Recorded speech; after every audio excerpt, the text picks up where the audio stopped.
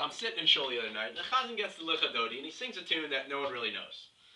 So this is a common occurrence in shul, but it's also a common occurrence that the tune was kind of like mixed up. So no one really knew that he was singing this tune. So the congregation basically overtook the chazan, and that was that. That's what I call a hijack lecha dodi. The chazan sings one tune, the congregation sings another, and they overpower him. The problem is that we have something called renegade chazans. These are chazans that decide, you know what? I'm not listening to you people, man. This is not a democracy. I'm the chazan. I'm at the bima, and I'm going to sing whatever I may please. And I don't care if it's some obscure tune I learned in a Hasidic camp when I was 15 in 1965, because I'm up here and you're down there. You're sitting below, man. Bima's raised up for a reason, man. So he's singing along, and everyone's, But I always wonder, not all chazans are renegade. A lot of them want to, be one with the people. They sit down there too, man. They're not always, getting up there. Did they realize that no one's singing along with them? Did they realize that they picked some obscure tune out of a hat and no one knows what the heck is flying? And, in a lot of shuls, this is the only time they sing. The only time they sing all week is lecha dodi and a couple ayayays at kedusha for Musaf on Shabbos. That's it. That is all they sing. So you might as well, cater to the audience, man. There's no hijacking the shul here, man. Come on, give us a break. You have these other, there are progressive chazans out there. I've very rarely seen them switch the tune before the Lo-Savoshy official switchover. Everyone's, just kind of humming along. No one really knows what's flying, and they say, I'm gonna switch it, Mikdash Melech. Fine.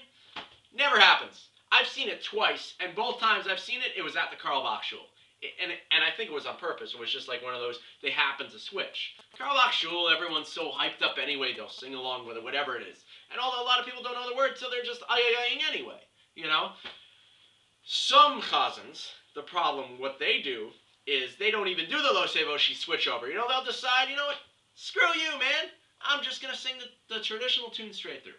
And you know what? The traditional tune, let me just tell you, is lecha dodi lekraskala pinisha. So that's the traditional tune. And the Lo-Savoshy's traditional tune, the Lo-Savoshy traditional tune, that is the most depressing, dreary tune that everyone seems to know is like Lo-Savoshy, Lo-Savoshy. It's like, dude, that tune sucks. Can't they do the bump bump bump Lo-Savoshy? They'd never bust that out because it's too much bumps. The problem with the Lo-Savoshy switchover is that if you don't switch over, people are fixated on that switchover. And during Lo-Savoshy, I don't know if you noticed, there's a lot of ayayays and bums. There's never, it's never like a smooth. It's not like Mikdash Melech. It's not like Likra Shab. It is distinctly different than the rest of the verses in lecha dodi because it's, I don't know who designed it. I don't know when they even started singing lecha dodi, but all I know is that I like singing lecha dodi, and I don't want to be, sworn to silence based on the fact that this chazan decided to sing some obscure tune. Come on, give us a break, man. It should be democratic. The chazan should realize, he should be like, man, where my choir at? Where's the choir? And he's like, man, they must not know this song. I think I'm gonna switch. No, doesn't happen like that. It doesn't happen. And everyone's just sitting there, and then the worst is, this has nothing to do with chazans. I don't know why they do this. At yeshiva shuls, only yeshivish. They have to be yeshivish. It can't be yeshivish modern. It has to be yeshivish black hat, where most of the shul is guys with payas behind their ears, big brimmed hats, nice suits with bright ties. The guys with the bright ties, that's how they're yeshiva. They have the orange ties. The only thing they can change.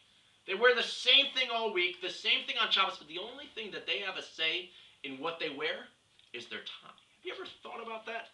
It's like this communistic thing, like we're all going to be the same except for the tie, So, and the color of your skin, of course, but there aren't that many black yeshiva guys, so we don't have to worry about that. Anyway, in yeshiva shuls, they don't even, I don't know what they're doing, but they sing the one verse and then they all say it. So as they sing it, everyone's humming along. And then everyone says it. I can never figure this out. I don't know why they do it. It bothers me immensely because I'm sitting there and I want to sing.